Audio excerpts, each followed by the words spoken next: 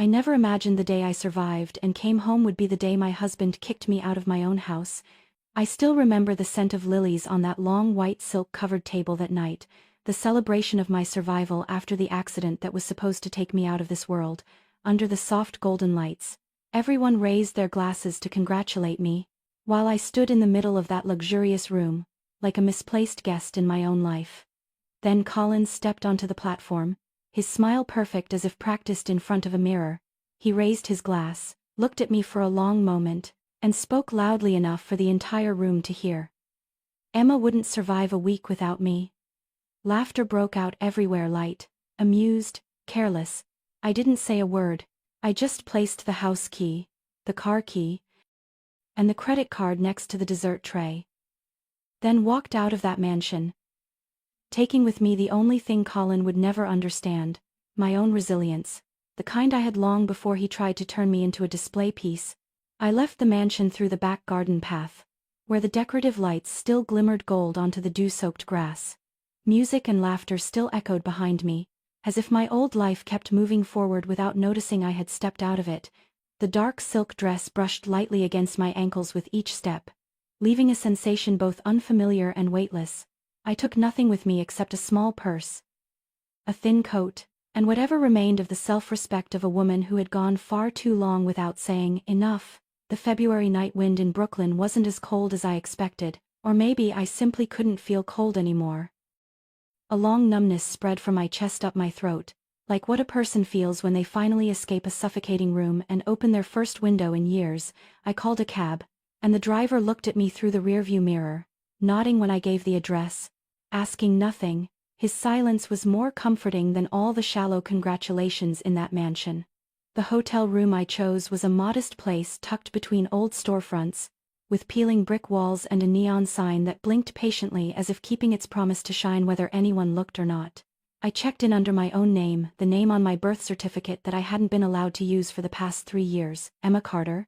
I repeated it in my head a few times as I signed the registration form, as if tasting a familiar dish I had forgotten. The door closed behind me. The soft click of the lock echoed, and I realized it was the first sound of freedom I'd heard in a very long time. The room was small, just enough for a double bed, an old wooden desk, and a window overlooking the street filled with headlights, but I had never seen a place feel so breathable. I dropped my purse on the bed, kicked off my shoes, and sat on the floor, leaning my back against the bed frame.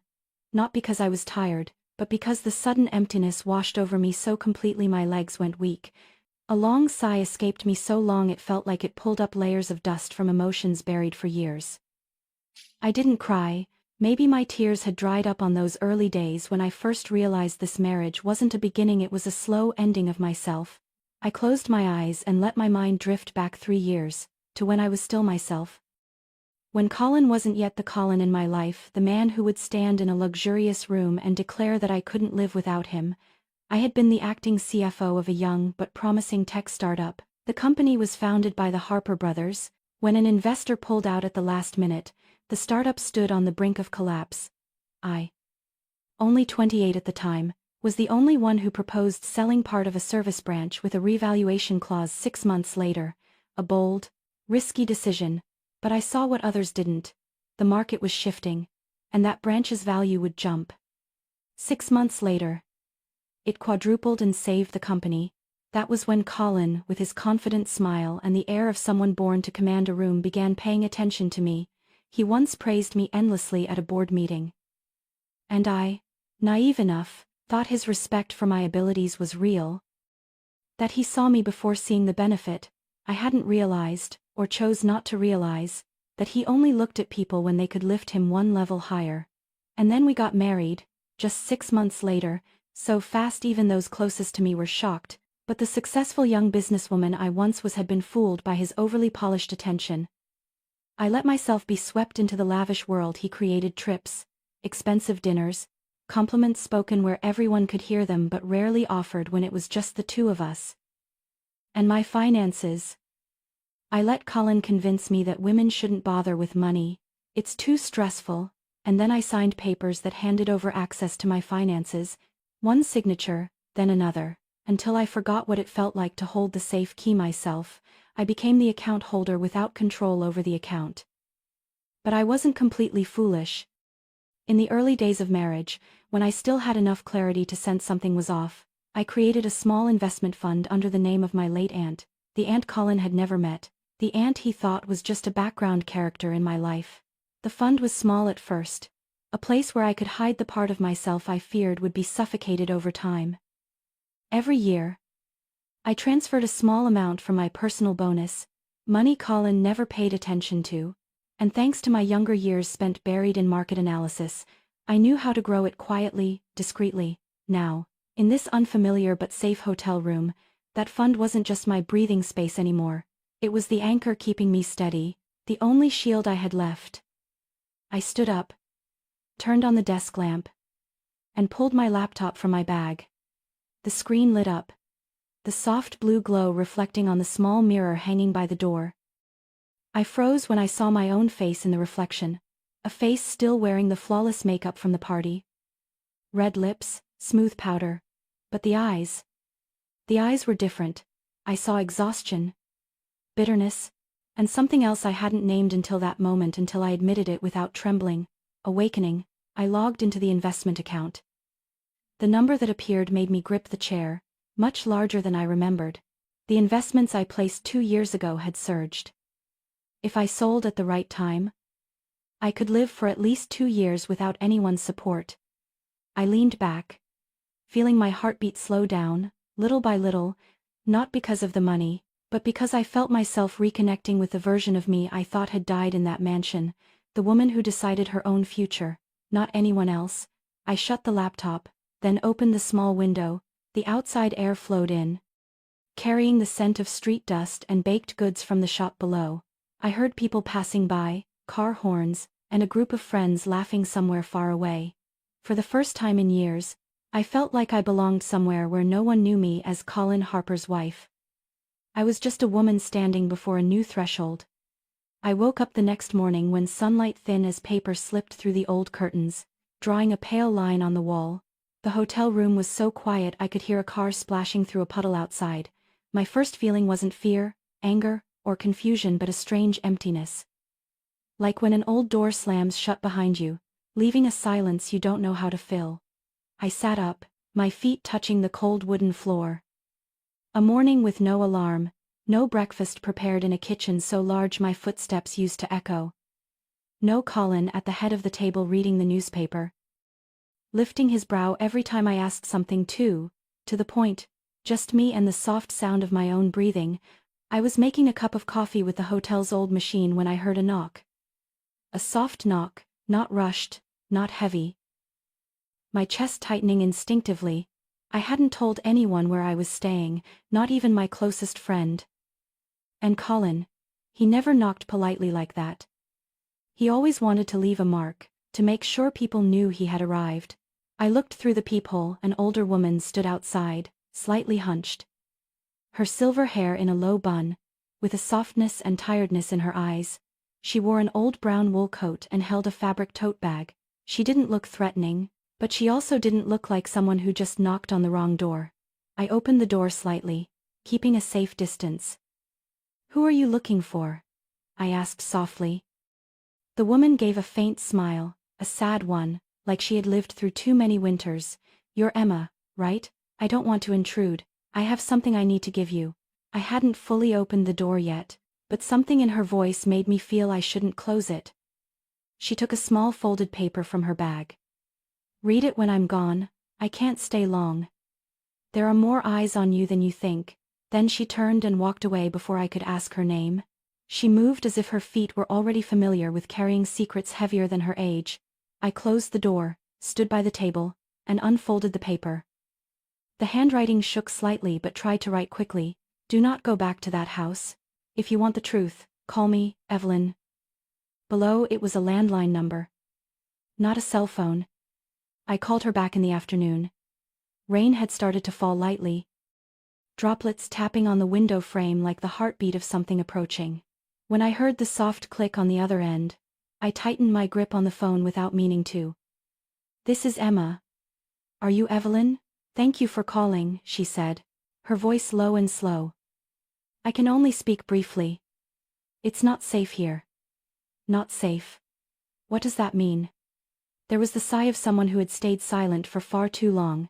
I worked as a secretary for more than 20 years for the Harper family. I know the things they want to hide. And I know you didn't leave that house because of a simple argument. I felt my mind tilt slightly. But I forced myself to stay composed. I left because I realized I was no longer respected. That's all. IFTN. Evelyn stayed quiet for a few seconds, as if giving me space to hear my own words again. Emma. You're smarter than you think. You left because your instinct was right. Very right. I heard a chair scrape softly on her side. Colin doesn't just want you gone. They're preparing paperwork to declare you mentally unstable, and if they succeed, you'll lose everything, not just the assets. I don't understand. Why would they do that? We only had some disagreements. No. Emma. Evelyn said gently. This isn't a disagreement. This is a procedure. The Harper family does this to every woman who gets too close to the center of their power. You're making it sound like I'm in real danger. You are in real danger. From the window, I looked down at the street, watching small figures hurry under the rain. Everything looked so normal, so peaceful. It was hard to believe that the name Harper could hide anything dark, but Evelyn didn't sound like someone who made things up. Evelyn. How do you know anything about me? I still have old friends in that house. Some of them can't stand how Colin treats you. And I have another reason. She paused, her voice dropping. I witnessed the same thing happen to someone else. Someone else. The two women before you, she whispered. The two Colin never mentioned. Right. The hotel room seemed to shrink. I could hear the rain louder, heavier, like someone knocking with a wet fist. I need to understand, I said, my voice turning hoarse. What are they trying to do to me? They want to prove you're out of control. That you're not stable enough to hold any assets or rights. They'll use psychiatrists they know. They'll use the cameras in the house to stage situations. You didn't know. I froze. Cameras? What do you mean? Emma. Have you ever noticed a corner of the wall being repaired even though you don't remember it being damaged, or framed pictures being rehung several times in 1 year? They install devices behind them, to monitor your reactions. I was so stunned I couldn't speak. Images flashed through my mind: the office where the corner near the bookshelf had been fixed for water damage, the bedroom where a crooked frame had been replaced by staff without me asking. I didn't want to believe it, but I couldn't dismiss it either. Emma, Evelyn said slowly. I've seen the file they prepared for the previous wife. One woman disappeared. One voluntarily sought treatment. How do you think they want your story to end? I know you're brave, she added. But bravery won't save you if you lack information. They believe you know nothing. And that is the only advantage you have right now. A long silence. Evelyn.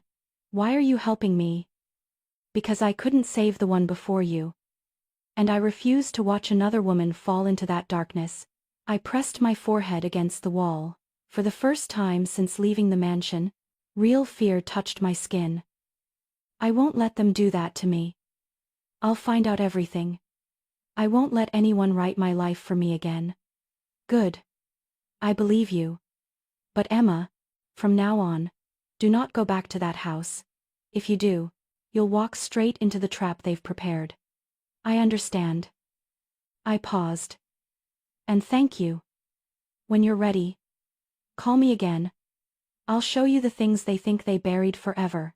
The call ended, but the silence afterward was heavier than any sound. The rain outside grew stronger. As if someone was trying to wash away secrets leaking from the dark. I looked down at my hands that once made financial decisions capable of turning a company around. Now, those same hands would keep me from falling into the pit they dug. I returned to the hotel near midnight that night after the call with Evelyn, but sleep refused to come. Her words, the words of a stranger, carrying the weight of a lifetime, kept looping like an old tape. No one bothered to turn off. I knew I couldn't just sit and wait. I couldn't let Colin and his family have even one more day to prepare the filthy documents meant to erase me from the life I helped build. but I was clear-headed enough to know I couldn't just barge into that house, flip on the lights, and demand answers. They were stronger than me, richer than me, with lawyers, with friendly doctors, and with enough shadows to hide any truth they wanted buried. I needed someone I could trust. And among all the people I had met these past few years, only one name stood out, a person who stood beside me before Colin ever appeared, Daniel Ward. I searched for his number in an old contact list, grateful it was still saved under the name I gave him back when I worked at the startup. Daniel plays with fire, not because he was dangerous, but because Daniel was the type who could see doors the system tried to hide, and walk through them like he was just opening a cabinet. I texted him at almost 1 a.m., Daniel. I need you. Urgent. Meet me tomorrow at noon. Only 3 minutes later. He replied, location. I sent the address of a small coffee shop near the hotel, a quiet place with foggy glass windows, suitable for someone who didn't want to attract attention. Daniel arrived earlier than the meeting time. He looked exactly the same as the last time I saw him, gray hoodie. Long hair tied neatly at the back, sharp eyes always carrying a layer of weariness from thinking too much. He looked at me for a long moment, as if analyzing every movement, every breath. You don't look like someone who's okay, he said softly, without judgment. Just an observation. I sat down in the chair across from him, my hands clasped together. Daniel. I need to get into Colin's house, not to see him. I paused. But to get what he's hiding. What is it? He asked, his eyes never leaving me. Evidence, documents, cameras, something that's waiting to finish me off. Daniel leaned back in his chair, letting out a long breath as if he had already anticipated this answer. Are you sure you want to do this? Once you go in, everything changes. There's no going back. There hasn't been a way back for a long time, Daniel. He stayed silent for a moment, then nodded. All right. We'll do it tonight. Colin's on a business trip. Right? Yes. He flew to San Diego to meet a partner. He won't be back for 3 days. Then we have exactly 3 hours, no more. We stood in front of the iron gate of the mansion at 11 p.m. The night was so dark it felt like it was trying to hide things no one wanted to see. Daniel had changed into a neat black outfit. Gloves on, a small backpack behind him like he was preparing for a military operation. Not entering the house of a wealthy husband. He opened his laptop. Typed a few lines so fast it blurred.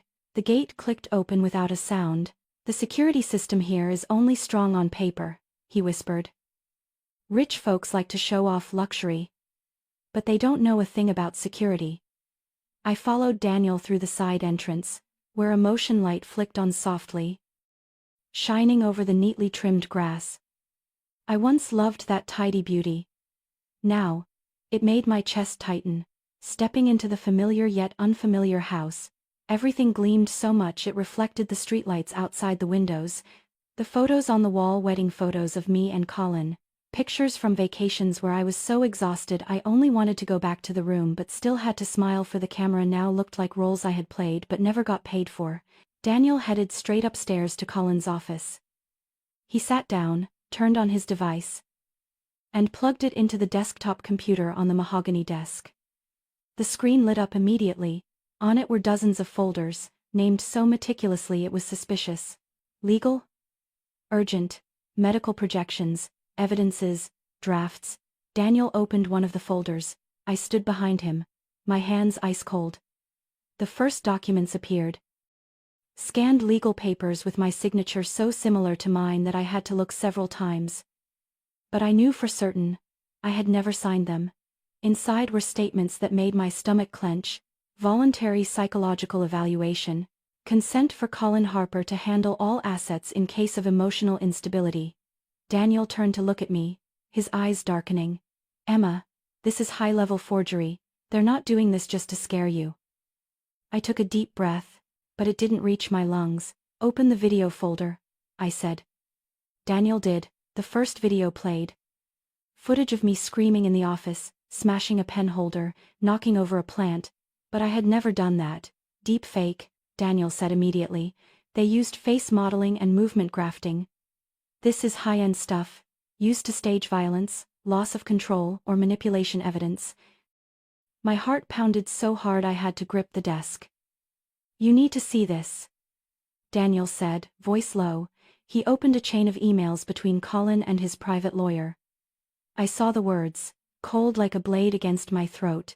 "Prepare the plan to transfer her to the psychiatric treatment center. Request assistance from Dr. Combs. Must ensure no trace is left." I felt my whole body freeze, not from fear, but from the icy shock of betrayal down to the bone. "They're planning to put you in a facility," Daniel said softly, though his words cut like a sharp knife. "Once you're in, you won't have any rights left." I closed my eyes for a moment, letting my heart beat lower to where I could think. Then I spoke, my voice no longer shaking. "We need stronger evidence. There's a safe in the master bedroom. Colin never leaves important documents outside." The bedroom was pitch dark, lit only by moonlight across the thick carpet. How many nights had I slept here? How many times had I lain in this very spot, not knowing that behind the picture frames could be hidden cameras recording my every movement? Daniel found the safe behind a landscape painting. He looked at me. "Do you know the code?" I shook my head. "Colin never let me touch the safe." Daniel pulled a small device from his backpack. "Then I'll ask it myself." "I now." Only a minute later, the safe popped open. The metallic click sounded eerily loud in the silent room. Inside was not as much paperwork as I expected. Just a few thin folders, some clipped pages, a small wooden box, and a white envelope. I reached for the first folder. But Daniel stopped me. "Open this," he said, pointing at the white envelope. I slid it out, my hand trembling slightly. Inside was a life insurance contract. Insured person: Emma Carter Harper, value, $12 million, beneficiary, Colin Harper. It felt like the floor tilted underneath me, not because of the amount, but because of the way it sat there alone, in a safe with nothing related to me except that one document. "Emma," Daniel said very quietly, "this isn't about assets anymore. This is motive. And it's enough to make anything that happens to you seem reasonable." I stared at the white paper, the black letters, and a strange feeling spread in my chest, not fear, but a bitter awakening. Something in me, something Colin had been crushing for 3 years, slowly began to rise, like embers meeting wind. I folded the contract and slipped it into my coat pocket. "Photograph everything." "All of it," I said, my voice so calm that Daniel flinched slightly. "We leave no trace. We don't disturb anything." Daniel nodded and began photographing each page one by one. I put the folder back in its original position, checking every corner to make sure it wasn't misaligned by even a millimeter. In that room, surrounded by the luxurious items Colin bought to hide his own emptiness, I stood with my back straight, not the woman who had been humiliated at a dinner party, not the wife who had been monitored, but someone who knew exactly who her enemy was. I walked out of the bedroom in silence, letting my eyes sweep across the long hallway lined with carefully framed wedding photos. The warm yellow lights were the same as on the nights I used to come home from the office, but the feeling was completely different. Everything was too polished, too orderly, like a stage cleaned to hide the corners no one wanted to look at. Daniel walked one step ahead, checking each camera we had temporarily disabled. I followed, stepping lightly so my footsteps wouldn't echo on the wooden floor. The enormous house I once called home now held only the smell of floor cleaner and new wood, a bare scent with no trace of human warmth. At the bottom of the stairs, I paused for a moment to make sure nothing from tonight would leave a trace that could be used against me later. The light shining through the glass made the crystal glasses in the display cabinet sparkle, so peaceful it felt artificial. Daniel gave a slight nod, signaling we could leave. I zipped up my coat and stepped out the back door. We moved quickly across the backyard, where the birch trees rustled softly as the wind shifted. Daniel and I parted ways at the corner a few blocks from Colin's mansion, where the faint yellow streetlights cast a thin sheen across the wet pavement. He handed me the USB drive that contained all the encrypted data we had just retrieved and told me to keep it on me, not to leave it at the hotel even for one night. I nodded. We didn't hug. I didn't say anything else. Some moments don't need farewells. It's enough to know the other person understands you. I walked back to the hotel on foot instead of calling a cab. The feeling of my feet touching the cold pavement cleared my head, as if each step pulled me further away from the numbness that had weighed on me since watching those fake videos and those calculated documents. There was no wind tonight, but even the air felt heavier. Maybe everything around me was waiting to see what I would do next. The hotel room was the same, the windows slightly cracked open, the smell of old fabric, the fan, and a faint warmth lingering on the bed sheet, making me feel like I had stepped from a dark stage into a small but honest pool of light. I locked the door, slid the bolt, and sat on the edge of the bed, my hand still gripping the USB in my coat pocket. I didn't need to open it. I knew it held a piece of the truth Colin had hidden from me for 3 years. I placed it on the table and poured myself some water. The slight tremble of the glass in my hand made my chest tighten, not from fear, but from a sudden thought. If Daniel hadn't agreed to help me, then tonight I would have walked alone into a house full of surveillance devices and maybe never walked out. The thought made me freeze, my composure, no matter how hard I tried to hold on to it. I couldn't hide the fact that everything that had happened in the last 24 hours had shaken something inside me. I set the glass down, and as I sat there, looking at my faint reflection on the window pane, I understood it was time to reach out to the one person who could shift this war from the legal side. Grace Miller. Grace was a lawyer I'd met at a finance seminar before marrying Colin. She was the kind of woman you remembered after seeing once: dark brown wavy hair, a warm, steady voice, and eyes that never judged anyone but always saw what they didn't say.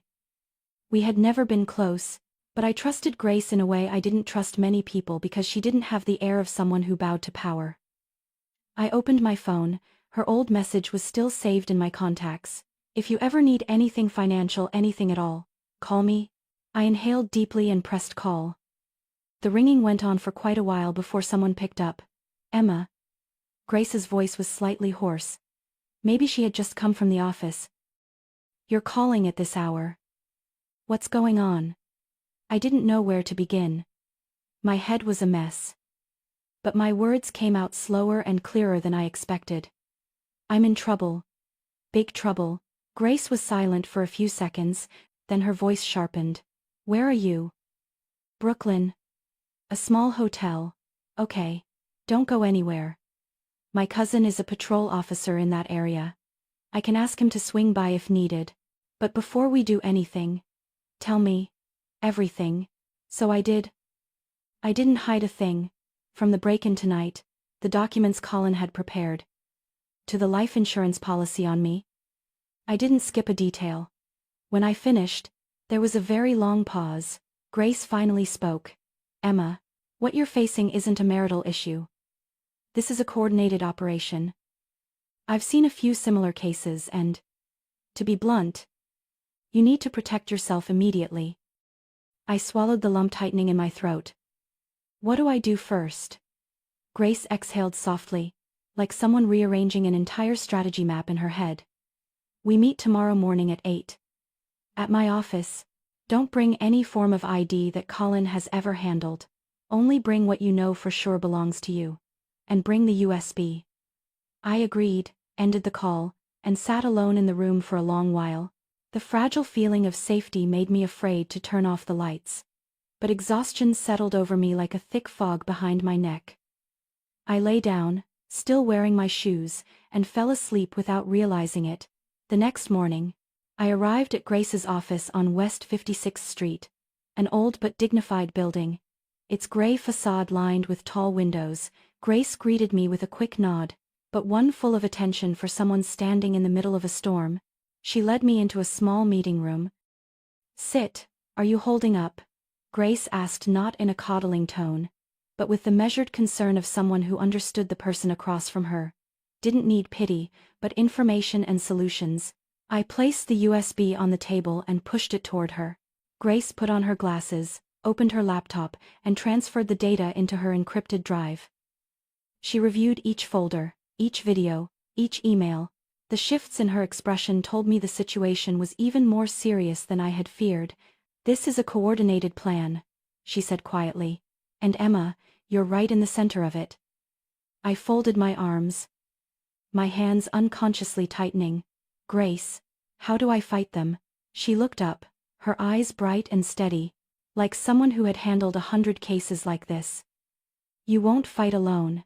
I'll take the legal side. Daniel will handle the digital side.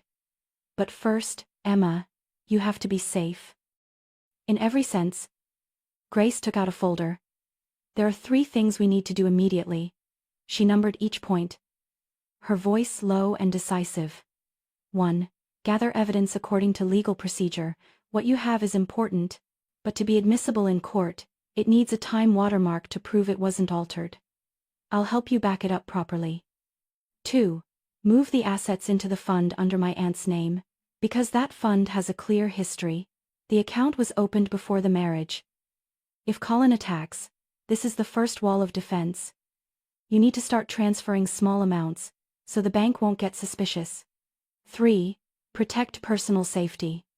From now on, you shouldn't stay in the same place for more than 3 days. Use a new phone. Don't use any credit card ever linked to the Harper household. I'll file a temporary witness protection request for you. It's not an absolute shield, but it buys us enough time to maneuver. I sat silently the entire time Grace spoke. Not because I was scared, but because I was trying to steady myself in the middle of that dense wave of information. Finally, she placed a document in front of me. This is the provisional witness protection request during the investigation phase. Sign here. It will create a legal barrier if anyone tries to find you without proper authorization. I looked down at the paper. The words, Provisional Witness Protection Request, seemed larger than usual. I picked up the pen. The tip trembled slightly as it touched the signature box. When I finished signing, a tear slipped from the corner of my eye onto the edge of the paper. I wiped it quickly, but Grace had already seen it. She handed me a tissue. Without saying anything. That feeling like I had just admitted to myself. With that signature, that for 3 years I hadn't only been controlled, I had been pushed into a far darker corner than I ever realized, and I had just stepped out of that corner for the first time. Grace gently pushed the file aside. Good. Now we begin. I left Grace's office when the midday sunlight had turned golden, slipping between skyscrapers like a thin layer of dust settling over the streets. The sound of traffic blending with distant conversations formed Manhattan's familiar background, but inside me, everything moved much slower. It felt like all the noise outside only skimmed the surface, while the deepest part of me was still touching something heavier. Preparation. The afternoon passed quietly. I stayed at the public library near Grace's office, opened my laptop, and worked on old documents just to keep my mind focused. From now until Colin's next move, I needed to be somewhere with people, with cameras, with fewer opportunities for anyone to approach me, and just as Grace predicted, not even 2 hours later, my phone buzzed. Colin. I let it ring 3 times before answering. Emma. Come home tonight. Okay. His voice sounded forcibly calm, like if I refused, something in him would crumble instantly. We should talk. The whole family will be there. Everyone wants you to come back. I heard sounds in the background, glasses clinking, someone saying, "Let me text the girl." This wasn't an invitation. This was a setup. I didn't answer right away. I let Colin hear the silence for a moment. Finally I said, "Okay." I hung up to the sound of his quiet exhale louder than any thank you he didn't say. I arrived at the Harper house exactly at 7:30. Night had fallen quickly, a thin layer of mist clinging to the stone walls. The mansion was lit, beautiful and cold like a museum. I entered through the front door. The butler had already opened it, his face expressionless, but his eyes saying he had witnessed more scenes like this than I imagined. In the dining room, the whole family was already seated. A long table. White tablecloth, candlelight. Elegant, polite and completely artificial. Colin stood to greet me, placing a light hand on my back in a show of affection, but that touch sent a cold ripple down my spine. He pulled out a chair for me, seating me between him and Nora, his mother, a position impossible to leave without drawing attention. Nora looked at me, her smile thin like morning mist over a lake. Emma. We're very glad you agreed to come. I nodded slightly, keeping my expression neutral. Nora always spoke with honey in her voice, but beneath it was a blade only family members recognized. Then I saw a man seated at the far end of the table, wearing a gray suit, his hand resting on a document case. I recognized him immediately, the psychiatrist their family used during those wellness orientation sessions. Grace had been right. They wanted me to expose myself. Colin began dinner with a gentler tone than usual. Emma, I really want to fix things between us. But the family also has their concerns, you know. Lately you've been a little off balance. Nora set her glass down, the soft clink clearly intentional. Don't worry, dear. Women get emotional when they love their husbands too much. Completely normal. I heard silverware clink around the table, each person nodding in performative agreement. They formed a tightening circle, leaving me no room to breathe. The doctor spoke suddenly, in a tone as light as asking about the weather. Emma? Have you been sleeping well lately? I lifted my glass, took a small sip. The rim of the water hid my very faint smile. I sleep well. Thank you, doctor. Have you ever felt unstable or impulsive? I feel I've been treated disrespectfully, but that's not a psychological condition. Nora smiled, glancing at Colin as if I had just confirmed exactly what they wanted. You see, she whispered just loud enough for me to hear. Her tone is sharper than usual. Colin placed his hand on my shoulder, a fake comforting squeeze. Don't be tense. Everyone is just trying to help. I looked down at the table, pretending to listen, inside my coat pocket. My phone had been recording since the moment I stepped into the house. Every word they said, every judgment, every attempt at a psychological diagnosis without any legal process. It would all become a very thick file Grace would know how to use. After the main course, Nora began talking more. She used words like emotional dysregulation, easily agitated, loss of behavioral control, difficulty integrating with family. Every term that left her mouth carried honey and a blade at the same time. The entire table nodded with her. The nods were so smooth it felt like a rehearsed family routine. It almost made me want to laugh, but I kept my face calm, sat straight, hands on my lap. I didn't explain. Didn't defend. That silence made them think they were winning. By Nora's 20th sentence, I lifted my head. Looked around the table once. So, I said slowly. Everyone agrees I'm the problem. No one answered right away. They thought I was about to break down, or lose control, or say something they could use against me. Colin leaned toward me, trying to appear gentle. Emma. As long as you cooperate, we can resolve this within the family. No courts, no trouble. You understand, Nora added, sealing the box they'd prepared. A little treatment will help you feel better. Women must sometimes accept they need support. I stood up. The chair slid gently on the floor, soundless, yet everyone lifted their heads at the same time. I placed my napkin on the table. Okay, I said, my voice soft but clear. I came tonight to hear all of you say that out loud. Nora tilted her head slightly, unsure whether I was agreeing or challenging. I picked up my bag and walked past Colin. He reached out to stop me, but I stepped aside, keeping a polite smile like I was leaving a dinner party early. Before passing him, I slipped a small envelope under Colin's half-finished wine glass. A corner of it soaked up the red wine, staining the paper lightly. No one noticed, or they noticed too late. I didn't stay to see their reaction. I walked straight to the door like a guest excusing herself. The envelope sat quietly beneath the glass. Inside was a copy of the files Daniel had extracted. Videos, emails, the plan to pathologize me, the $12 million life insurance policy with me as the insured person and Colin as the beneficiary. In the middle of the documents was a small note, written in clean, steady handwriting. I have my own plan. I stepped out onto the Harper porch, where the warm lights fell over the stone steps, stretching my shadow long. The outside air was clearer, colder, and more honest than anything said inside that room. The door closed behind me with a soft click. But it didn't close the story. It only opened into the part I knew. without any doubt. The Harper family had no script prepared to handle. The golden light from the yard reflected onto the glass table in the hotel room as my phone screen lit up with a message from Grace. Tomorrow morning, 7:30, bring everything. I set the phone down. The USB lying beside it like a small piece of steel, weighted with secrets. The dinner at the Harper house still lingered in my throat, the smell of wine.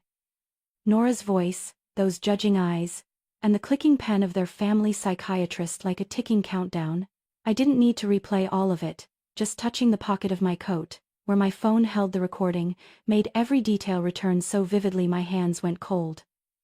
The night passed slowly. I didn't sleep deeply, only drifting in and out of patches of darkness. Near dawn, the sound of a garbage truck on the street pulled me out of bed. Clearing my head better than a cup of coffee, Grace was standing by the office window when I arrived, one hand holding a cup of hot tea, the other opening the door for me without saying a word. Inside, the warmth felt comforting, so different from the tight, wire-thin tension inside my chest.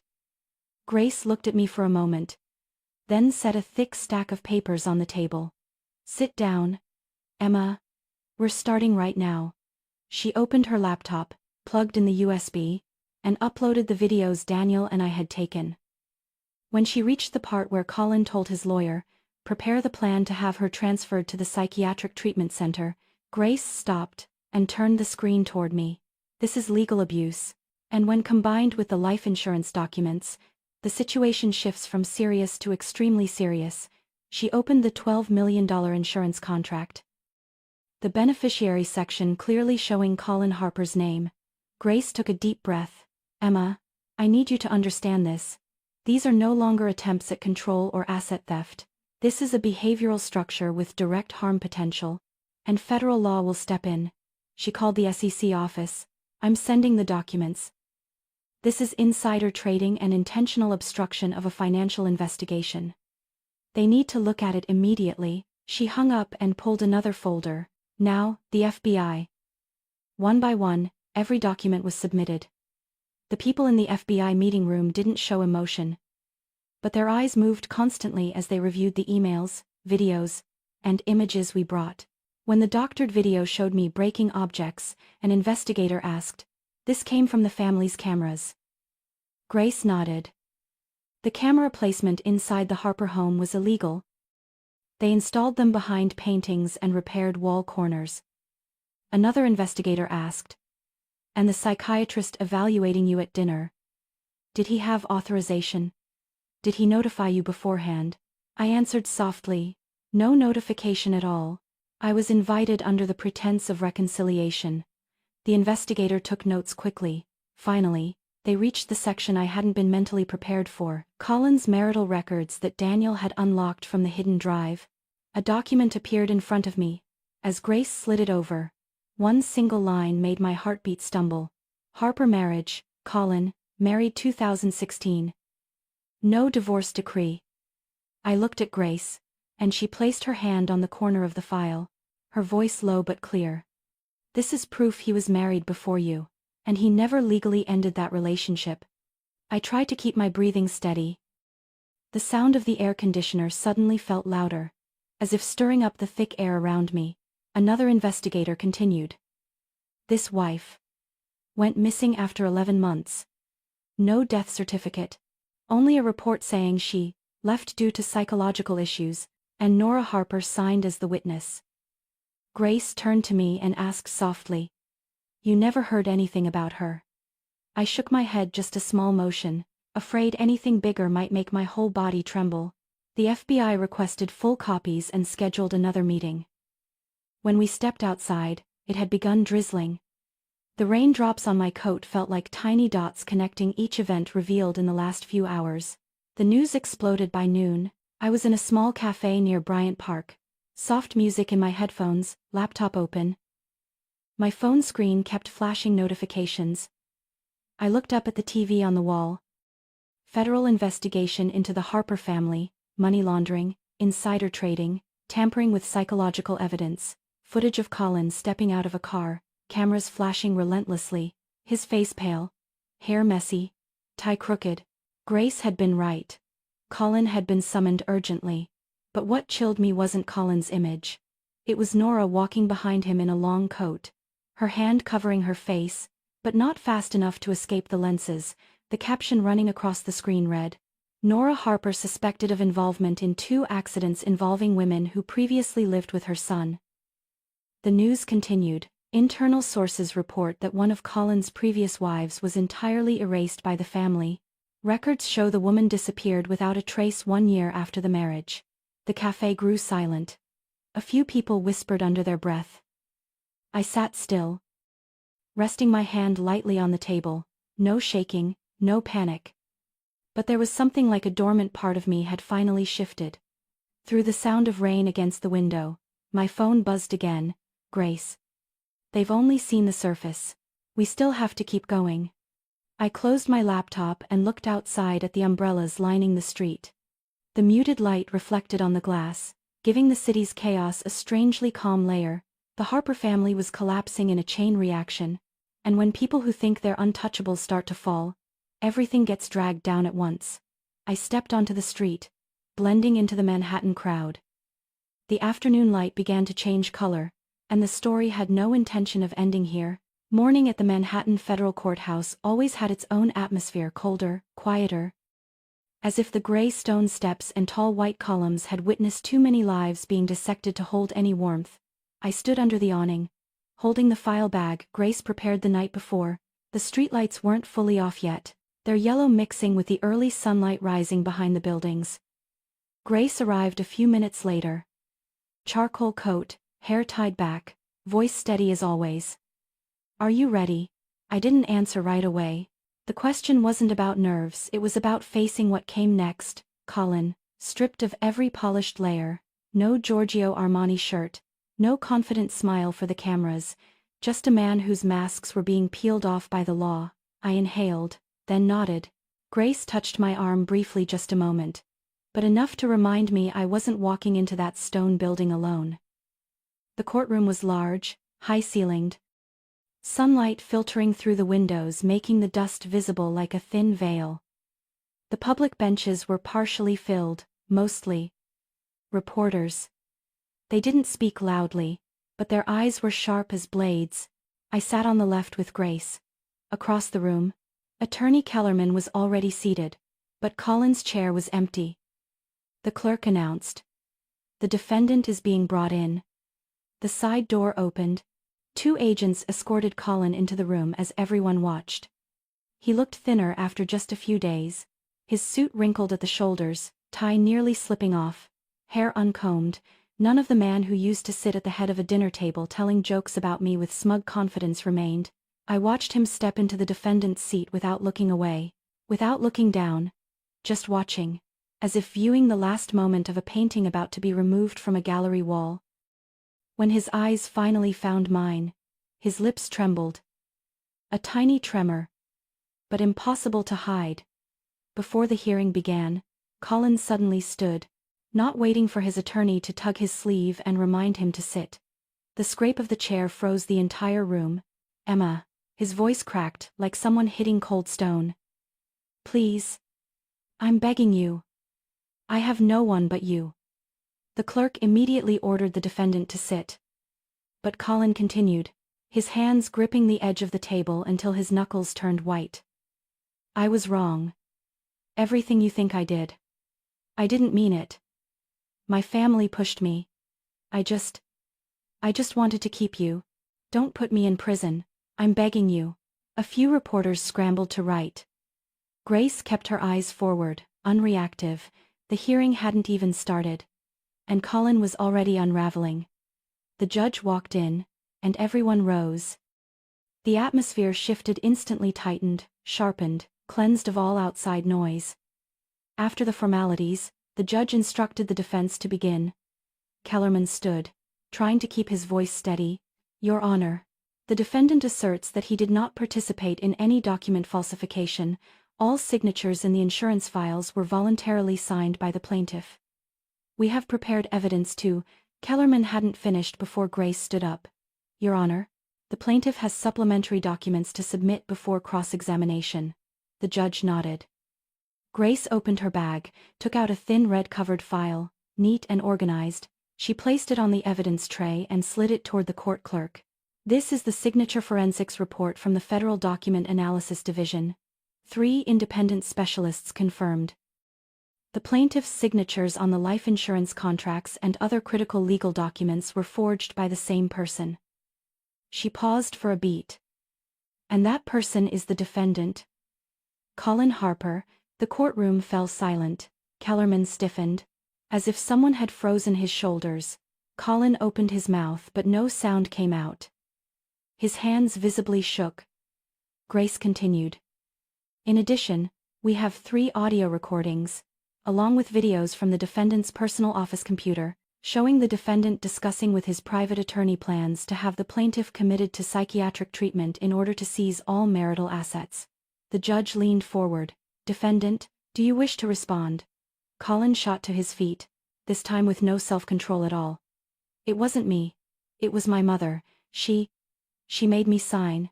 She said if I didn't. The judge's voice cut sharply through his words. Defendant, you are ordered to maintain decorum. All statements must follow proper procedure. Sit down. But Colin didn't hear. He wasn't hearing anything anymore. They forced me. The whole family. I didn't want to hurt Emma. Everything was because I was just trying to keep her. They wanted her gone like. He stopped. Abruptly, as if his own mouth had grabbed the words before they escaped, the judge looked toward the 2 agents standing nearby. This courtroom requires order. The defendant is non-compliant. Special supervision is to be enacted immediately. It was simply the natural end to a chain of actions he never believed would be exposed. The clerk closed the documents. The agents stepped forward. Colin kept trying to speak. But his words dissolved into broken noises. His eyes were red. Tears running down his cheeks. Nothing like the man who once stood in a spotlight declaring I wouldn't survive without him. The arrest order was issued within minutes. The speed of the law, once it has enough evidence, always stuns people. When the hearing ended, I stepped out of the courthouse, feeling as if I had escaped a room without air. The stone steps still held the warmth of the afternoon sun, the light brushing over each tile like a thin coat of silver. I gripped the strap of my bag and walked down each step slowly. There was no triumph, no victorious cheer in my chest, no thought of I won. Just a long, steady, quiet, not heavy, not light like the silence, right after rain stops, and someone stands under an awning, taking a deep breath. Not out of joy, but because they can finally breathe without fear of something blocking their lungs. An evening breeze slipped through the buildings, stirring loose newspaper pages on the sidewalk. Passers-by continued their lives. The city didn't change because of one person's pain or truth. But in that calm air, I reached the last step of the federal building and paused for a moment, just to be sure my legs weren't shaking anymore. The afternoon after the hearing stretched longer than I expected. The moment I stepped away from the federal complex, a light wind passed by, carrying the smell of cold stone and leftover rain on the old stairs. Manhattan was shifting in color between blue and gray, between noise and the strange quiet hollow forming inside me. Not the emptiness of loss, but like the echo left after a very heavy door closes behind you. I stood still for a few seconds on the sidewalk, just long enough for the last warmth of sunlight to rest on the back of my coat. Grace caught up to me, carrying a stack of documents stamped and finalized. "Your part is done," she said, her voice both practical and soft as a breath. "The rest will be handled by the investigators. You won't need to appear for the next few weeks." I nodded. Grace didn't add anything else. She knew there was no space inside me for congratulations. Or, "It's finally over." Relief didn't arrive the way people imagined. It came through the empty places where nothing was threatening me anymore, where no one was tightening a grip around my throat. Grace tapped my shoulder lightly before heading toward the parking lot. "Emma, from now on, live at your own pace. We'll handle the rest." Emma. The small apartment I rented in Midtown was on the 11th floor of an old red brick building. When the door opened, the room held only a medium sofa, a large window facing the avenue, a few unpacked boxes, and the scent of new wood left by the previous tenant. Not luxurious, not spacious. No marble counters or chandeliers like the Harper home, but it had something I hadn't realized I wanted so desperately. Unmonitored quiet. I set my bag down, turned on the light, and opened the window to let the evening breeze in. The noise from below, cars, sirens, voices, footsteps, formed a living soundtrack I hadn't truly heard in years. I sat on the floor, leaned against the wall, and took a long breath. No one called me too sensitive. No one urged me to seek treatment. No one asked whether I had taken the right dosage. A few minutes later, my phone buzzed, a message from the SEC. The reward from the insider trading whistleblower program will be released within 90 days. I stared at the words, my finger hovering above the screen. It wasn't the money that stunned me, though it was enough to shock anyone. It was the thought that everything Colin planned to strip from my future was now becoming part of the foundation I would rebuild from. I stood, opened a small box, and took out an old business card. The card I used when I was CFO at the Boston financial branch. Emma Carter, CFO, looked like a name belonging to someone who lived a decade ago. The card stayed in my hand for a long moment before I walked to the table, opened my laptop, and logged back into my long-abandoned LinkedIn account. I deleted the old photo and uploaded a new one, a quick snapshot taken that morning in soft golden light. No makeup, no performance. Just me. I began typing. I'm ready to return to the financial field. As the early days of freedom passed, my routine shifted. Making coffee in the morning, reading market news, online meetings with Grace for updates on the Harper case, afternoon errands, evenings at the cafe near my apartment. Jotting down ideas that could turn into something bigger. One afternoon, as I reviewed financial reports for several nonprofit funds, Grace's chat window popped up. Emma, have you considered starting a foundation? I stared at the words for a long time, not out of surprise, but because it brought back something I had wrestled with for years. How many women were like me, financially controlled, cut off from work, trapped in marriages not by physical violence but by documents, signatures, frozen accounts? I'm thinking about it, Grace replied instantly. If you do it, I'm in. To protect the ones who don't know they have rights. I opened my laptop, created a new file and titled it, Her Rising Foundation. The name came naturally, not just because I had risen from the wreckage, but because I knew that if I had ever been pushed down, then thousands of women were still at the bottom of their own lives, unable to climb out. This foundation would be the ladder. I worked on the plan all night, not tired, not sleepy. Something inside me was burning bright in a way I hadn't felt in years. Evelyn called me the next morning. Her voice was hesitant. Emma, I heard the news about the Harpers. Are you all right? I'm fine. What about you? That night, I couldn't say everything, but when I heard Colin was arrested, I thought. Evelyn paused for a few seconds. Maybe it's time I do something better for myself. I smiled. Evelyn, I'm starting a foundation to support women under financial control. I need someone who understands the dark corners of the Harper family. Someone honest. Someone like you. The other end went silent for a moment, then her voice rose, like something long held clicking into place. If you truly want that, I'll do it. We arranged to meet in the afternoon at a small cafe on the corner. I gave her an overview of the foundation model, the structure I wanted to build, legal support, personal finance training, temporary safe housing, and most importantly, a real voice to let women know they are not alone. Evelyn sat still, hands wrapped around the hot cup of tea, her eyes glistening. If I had someone like that back then, she said softly, maybe I wouldn't have had to witness so much. I placed my hand on the back of hers. Now you do. And so will the others. Evelyn became the foundation's first administrative secretary. Daniel joined the moment I called. He laughed when he heard me talk about the fund. You're finally using your CFO brain in the right place. I'll join. But I'm not hacking the Harper cameras again. I don't need you to. I just need you to make sure no one can attack the data of the people we're helping. Then I'm in. Daniel became the cybersecurity advisor. Grace wasn't surprised at all when I asked her to be in-house counsel. "I knew this day would come," she said, signing papers while sipping mint tea. "You have no idea how strong you are, Emma. But you'll see it in the people you help." That afternoon, we rented a small office on the 8th floor of an old building near Union Square.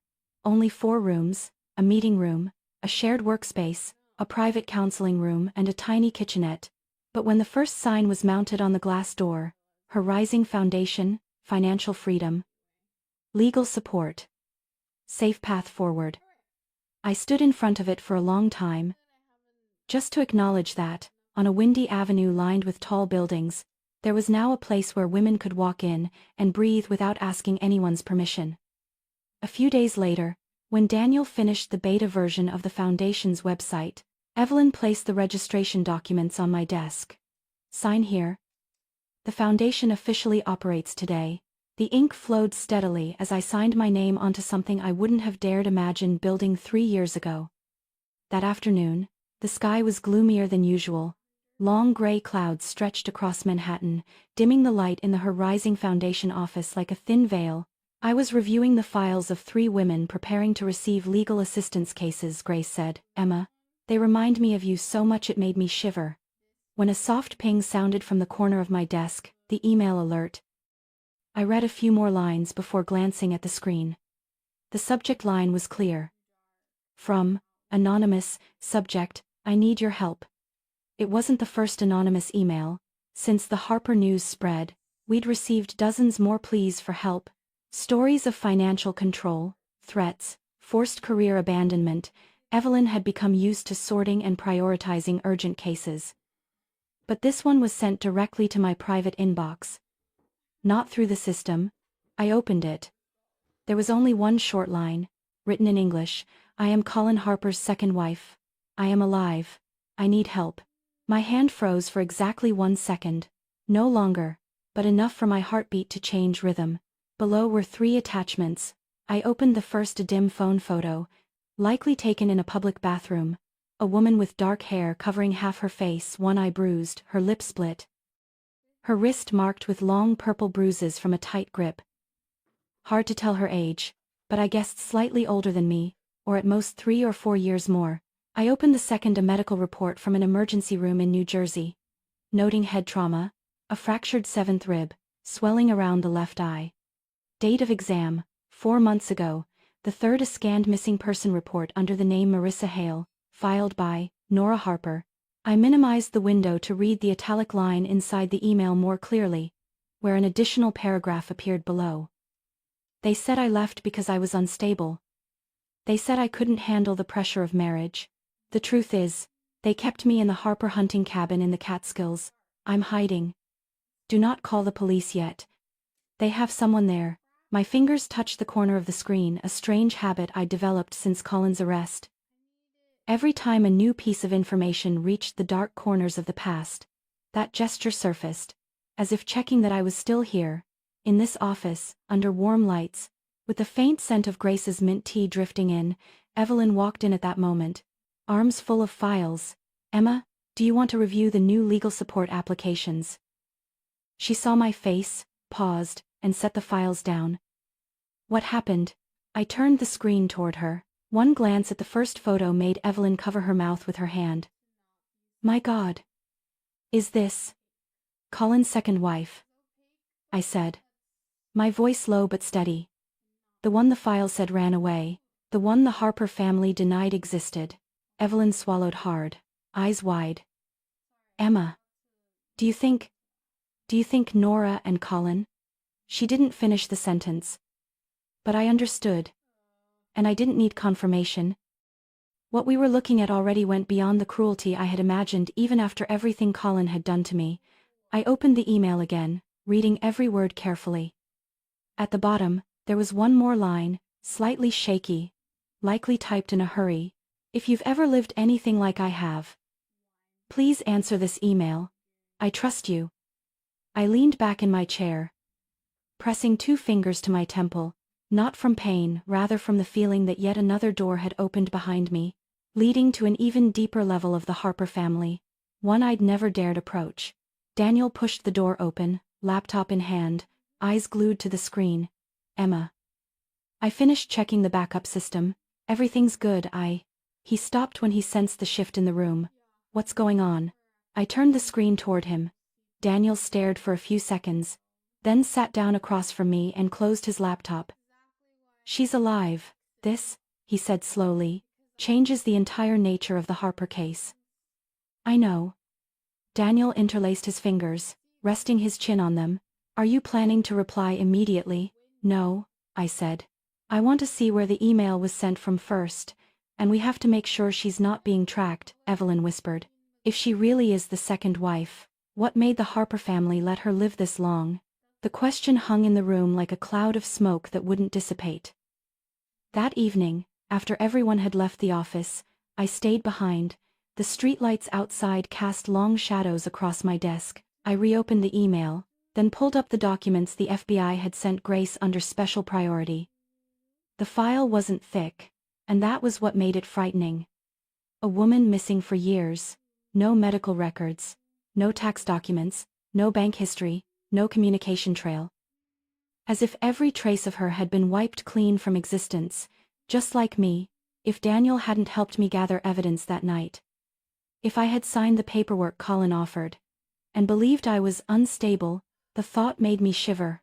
I clicked, opened a new tab, and began drafting my reply. Marissa, I received your message. I believe you. No promises, no commitments, no questions. For those pushed into darkness too long, the words "I believe you" are sometimes the first rope they grab before falling. I was about to send it when my cursor stopped. Instead of sending it immediately, I saved it and clicked Schedule Send for the next morning.